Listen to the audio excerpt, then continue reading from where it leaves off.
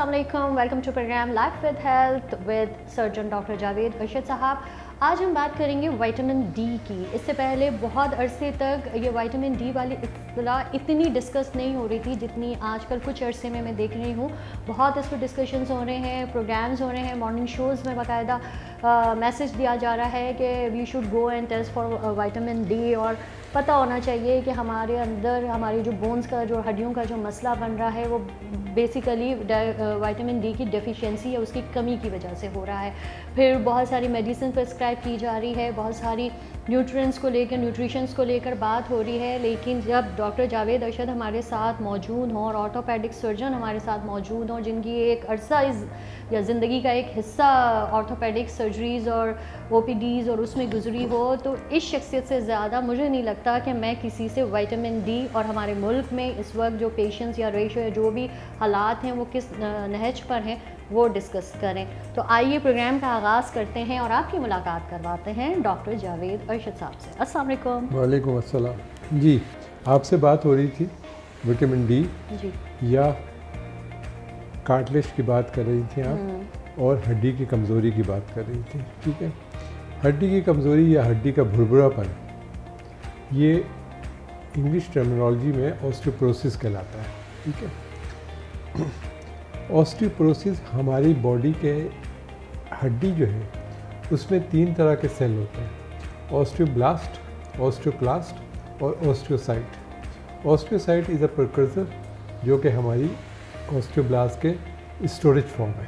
ठीक है, basically osteoblast and osteoclast.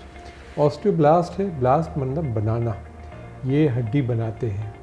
Osteoclast है, क्लास्ट मतलब खाना, ये वो है जो हड्डी खाते हैं, लाइक दीमक, टर्मरिक जैसे टर्मरिक करती है। ठीक है, होता ये है मेल फीमेल दोनों के जिस्म के हार्मोन मुख्तलिफ होते हैं। ठीक है, फीमेल के अंदर एक ईस्ट्रोजन और प्रोजेस्टेरोन होता है। साइकिल जो होती है मेंस्ट्रुअल साइकिल वो उसी के ऊपर डिपेंडेंट होती है। ठीक है, प्रोजेस्टेरोन और ईस्ट्रोजन पे। ईस्ट्रोजन का एक फंक्शन तो फीमेल रिप्रोडक्टिव सिस्टम के ऊपर है। ठीक है, ईस्ट्रोजन का दूसरा जो फंक्शन है वो ये है कि ये ऑस्टियोक्लास्टिक जो बोन खाने वाले सेल हैं उनकी एक्टिविटी को चेक में रखती है, बिल्कुल बेमहार नहीं कर होने देती है, इसको कंट्रोल में रखती है। ठीक है, जब मेनोपॉज होता है और ईस्ट्रोजन की सिक्रीशन कम हो जाती है तो ये चेक भी कम हो जाता है। अच्छा। ये जब बन रही है समझ ले 1 पे, लेकिन पहले 1:1 का रेशियो था। ठीक है, अब बन रही है 1 पे, लेकिन उसके क्योंकि ऑस्टियोक्लास्ट की आपकी एक्टिविटी ख़त्म अनचेक्ड हो गई है, तो वो खा रहा है 2, तो 1:2 पे चला गया है। जितनी बन रही उससे डबल खाई जा रही है। सही। ठीक है, और ये भुरभुरापन हो गया। ऑस्टियोपोरोसिस को हम 2 में डिवाइड करते हैं। एक सेकेंडरी ऑस्टियोपोरोसिस होती है किसी वजह से, प्लास्टर चढ़ा दिया है, हड्डी काम नहीं कर रही है, एक जगह पे स्टील पड़ी है, ये घुलना शुरू हो जाएगी। वो कई तरह के कैंसर होते हैं उसमें हो जाती है। न्यूट्रिशन डिफिशिएंसीज होती हैं उसमें घुलना शुरू हो जाती है। आपके जो विटामिन डी आप कह रहे हैं वो नहीं मिल रही है, उससे भी घुलना शुरू हो इसमें बहुत डिस्कस किया जा रहा है विटामिन डी को लेकर भी। विटामिन डी सबसे जोड़ के ऊपर करती है। अब से 3-4 साल पहले सिंध मेडिकल कॉलेज में एक CME लेक्चर था, क्योंकि ऑर्थोपेडिक का हूँ, सीनियर हूँ। समवन कॉल्ड मी, मैंने कहा कि मैं आ तो जाऊँगा, पूछने लगे बोलेंगे भी है आप सर? मैंने कहा मैं नॉर्थ नाज़ाबाद से जिना अस्पताल तक क्या सिर्फ सुनने के लिए जाऊँगा, बोलूँगा भी। कह लगे सर आप क्या बोलेंगे? मैंने कहा टॉपिक मेरा थोड़ा वखरा होगा। उन्होंने बता दिया था कि CME लेक्चर का टॉपिक जो है नी ऑस्टियोआर्थराइटिस है। मैंने कहा टॉपिक मेरा थोड़ा सा वखरा होगा। कह लगे सर क्या वखरा होगा? मैंने कहा मैं बोलूँगा knee osteoarthritis, what are rubbish treatment we are doing. What are rubbish treatment we are doing? Yes. ठीक है, नेचुरली जो साहब मुझसे कह रहे थे तो घबरा गए होंगे। उन्होंने कहा सर ये क्या बात हुई है वो। मैंने कहा यार तुम मुझे एक बात बताओ। कहने क्या? मैंने कहा कि आपका कार्टिलेज ख़राब हुआ, डिस्ट्रॉय हुआ, पतला हो गया, उससे आपकी प्रेशर पड़ा नीचे हड्डी के ऊपर और वो हड्डी स्क्लेरोज हो गई। स्क्लेरोज हो गई, वाइट हो गई, चौक की तरह। उस पर ज़्यादा प्रेशर, फिर कंटिन्यू प्रेशर पड़ेगा, उसमें क्रैक पड़ जाएंगे। दर्द आपका उस हड्डी के क्रैक होने से होता है, कार्टिलेज के उससे नहीं होता है। अच्छा, ठीक है। कार्टिलेज इज समथिंग जिसमें ब्लड वेसल्स नहीं होती है, ठीक है। वहाँ पे पहुँच के, कार्टिलेज तक पहुँच के ब्लड वेसल्स ख़त्म हो जाती है, टेपर ऑफ हो जाती है, ठीक है। ठीक है। ये सब जानते हैं, मैं कोई लामा नहीं हूँ। अब नर्व्स भी ब्लड वेसल्स के साथ चलते हैं, तो कार्टिलेज के अंदर पहुँच के, ये कार्टिलेज में जब पहुँची तो उससे यहाँ पे रुक गई। अब ना नर्व जा रही है ना वेसल्स जा रही हैं, ठीक है। तो दर्द इसमें तो हो ही नहीं सकता ना, जिस जगह चीज़ पे नर्व ही नहीं है उस पर दर्द कैसे होगा। सही। दर्द होता है नीचे हड्डी जब टूटती है, क्रैक पड़ते हैं, उससे दर्द होता है, ठीक है। आपने 2-3 एनाल्जेसिक लिख दी, जो दर्द है उसको उठा के आपने कालीन के नीचे डाल दिया। अब वो डैमेज जो कार्टिलेज है और उसकी वजह से डैमेज बोन है, उस पर मरीज़ दर्द ख़त्म हो गया तो मरीज़ ने कहा कि वाह वाह डॉक्टर साहब ने क्या दवाई दी है, एक दिन में दर्द ख़त्म हो गया। वो उस पर एक्स्ट्रा प्रेशर डाल के चल रहा है। तो जो डैमेज नॉर्मल हालात में 6 साल में पहुंचता, वो डिजेनरेटेड या फ्रैक्चर्ड उस पे ऊपर जब पड़ रहा है तो 6 महीने में ख़त्म कर देगा, ठीक है। ठीक है। तो एक तो गलती है। दूसरी बात ये कि कार्टिलेज जो है वो कैल्शियम फॉस्फोरस नहीं है। एक्सरे में भी खाली हड्डी आती है, कार्टिलेज नहीं आता, ठीक है, राइट। अब विटामिन डी का रोल है कैल्शियम एब्जॉर्प्शन, ठीक है।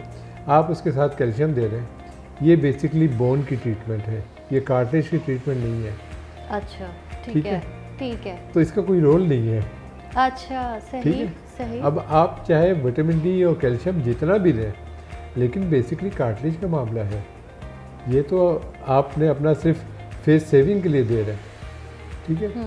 फिर दूसरी बात ये, मैंने आपसे पहले कहा कि जोड़ क्यों ख़राब हो रहे हैं ज़्यादा पहले के मुकाबले में, इसलिए कि लोग चलते बहुत थे उस वक़्त। गली में खाल खाल एक आदमी के पास गाड़ी होती थी, ठीक है।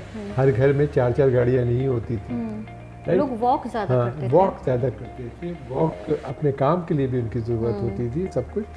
उससे वो पट्टे जो है, मसल्स जो है मजबूत रहते थे। जोड़ के ऊपर वो वज़न जो नहीं पड़ना चाहिए वो नहीं पड़ता था।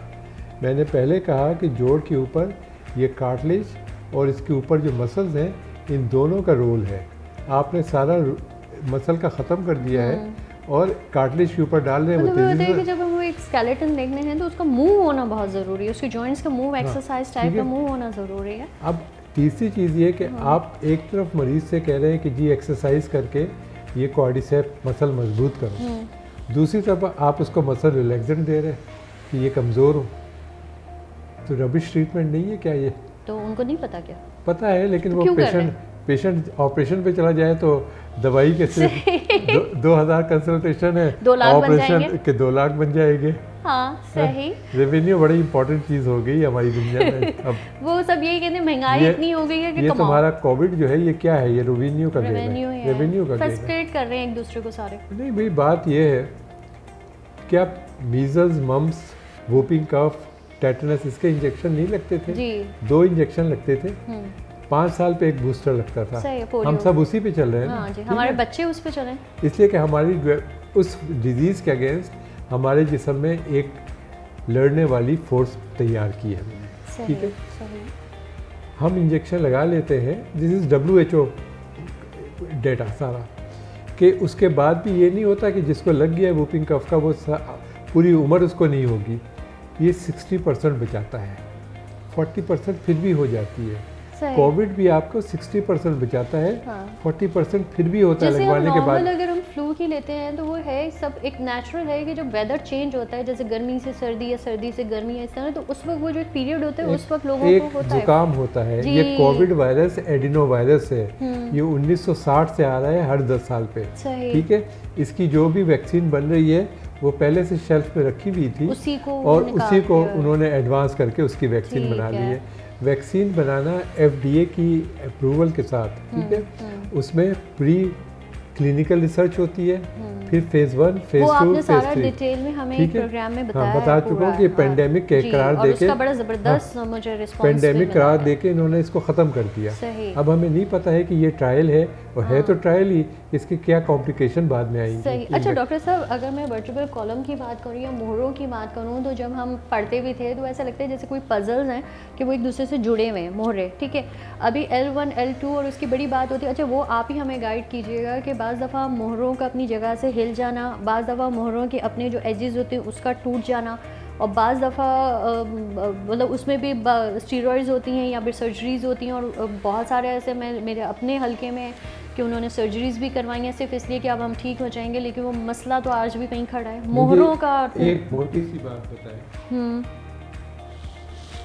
हमारे शहर में कई बड़े अस्पताल हैं, कई नामी गिरामी न्यूरोसर्जन काम कर रहे हैं।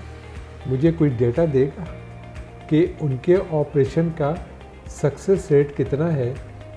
देखो, जैसे टोटल नहीं करते हैं, इसका क्राइटेरिया है कि इतना दर्द हो जाए कि आपकी डेली लिविंग ख़राब हो जाए, ठीक है, तो आप जोड़ बदल देते हैं। लेकिन क्या जोड़ बदलने के बाद कभी किसी ने डेटा लिया है कि जो हमारे ऑपरेशन कर रहे हैं वो पेन फ्री कितने अरसे तक रहते हैं, और पेन फ्री होते भी हैं नहीं होते हैं, या ऑपरेशन करा लिया है लेकिन पेन वैसी के वैसी है, तो ये तो फेल है, ठीक है। मैं आपको बताता हूँ, इन यूरोप एंड अमेरिका जो कि बहुत एडवांस है, ठीक है, वहाँ पे भी टोटल नी रिप्लेसमेंट का सक्सेस रेट जो है वो 70-75% है, 30-25% फिर भी दर्द रहता है। इन पाकिस्तान इसका सक्सेस रेट 50% है। अच्छा, ठीक है, 50% फिर भी। ये आपकी बात का जवाब है कि जी ऑपरेशन करा लेते हैं कमर का, उसके बाद भी तकलीफ रहती है। लेकिन वो तो मैंने आपको एक तस्वीर दिखाई थी कि वो L3 L4 में लियाकत तैयब में एक बड़ा नामी गिरामी नाम है, उन्होंने ऑपरेट किया था, उसके बाद फिर उसके बाकी भी हाथ वाथ ख़त्म हो गए। अच्छा, इसी डर की वजह से अगर लोगों को ये पता चलता है ना, तो वो अगर उनको कोई ऑपरेशन सजेस्ट भी करते हैं, नहीं ऑपरेशन नहीं करवाना, ये दर्द बर्दाश्त कर लेंगे, उसके बाद कौन। देखो, ये लोगों में खौफ भी है। दो चीज़ें, आपके जैसे PRP है, पहले बात हुई है, इट्स अ वंडरफुल मोडालिटी, ठीक है। मेरा पाँव जल गया था जी, उस पर भी हम करेंगे एक डिटेल प्रोग्राम, अभी कर लेते हैं, ठीक है। मेरा पाँव जल गया था और मेरे पाँव का जो हाल था वो ये था। अच्छा, ये डॉक्टर साहब अपना ये मेरा ज़ाती है, ठीक है, मेरा पाँव ऐसा था, ये मीडियल साइड है,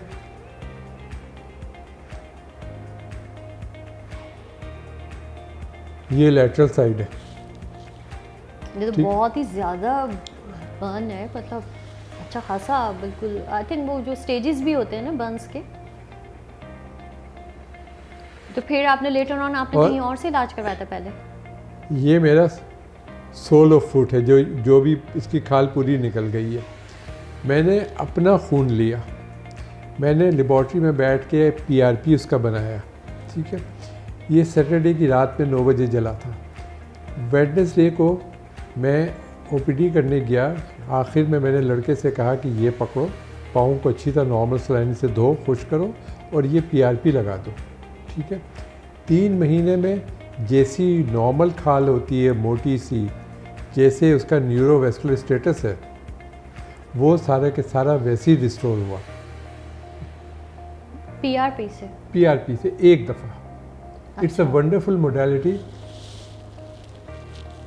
लेकिन मसला ये है कि अब खेल रेवेन्यू का है।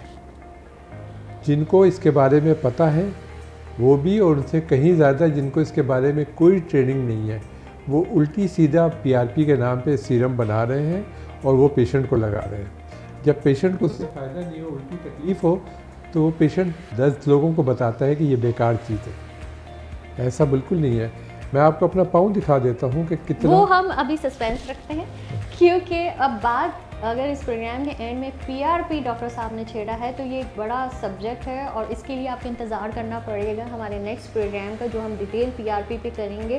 प्रोग्राम को सब्सक्राइब करें, लाइक करें, अपने फ्रेंड्स और फैमिली में इसको शेयर करें, क्योंकि मेरा फ़र्ज़ ये है, मैं चाहती हूँ कि हम वो प्रोडक्टिव कंटेंट लेकर आपके सामने आएँ जो आपकी सेहत के लिए मायने रखते हों, और इसमें हम black and white her cheese discuss कर रहे हैं और बहुत कैजुअल वे में डिस्कस कर रहे हैं, ताकि नेक्स्ट टाइम जब आपको कोई तकलीफ़ हो और आप किसी डॉक्टर को अप्रोच करें या हॉस्पिटल जाएँ तो आपको मालूम होना चाहिए कि आपके साथ हो क्या रहा है। और आई थिंक सवाल करना चाहिए डॉक्टर साहब से भी पूछने की वजह, हम हर चीज़ डिपेंड कर देते हैं सामने वाले कंसल्टेंट पे, तो हम उनसे भी थोड़ा सा पूछने की आदत डालें कि आप ये जो रिकमेंड कर रहे हैं ये क्यों कर रहे हैं। लेटर ऑन अगर उनकी पर्सनालिटी ऐसी होगी तो वो ज़रूर आपको जवाब देंगे। बट ये प्रोग्राम करने का, लाइफ विद हेल्थ प्रोग्राम करने का मकसद ये है डॉक्टर जावेद के साथ जिस तरह मैं डिस्कस करती हूँ बीमारियों को लेकर, उनकी ट्रीटमेंट को लेकर, मकसद यही है कि ये सवाल है मेरी और आपकी ज़िंदगी और उससे रिलेट हेल्थ का। इजाज़त दीजिए, अल्लाह हाफ़िज़।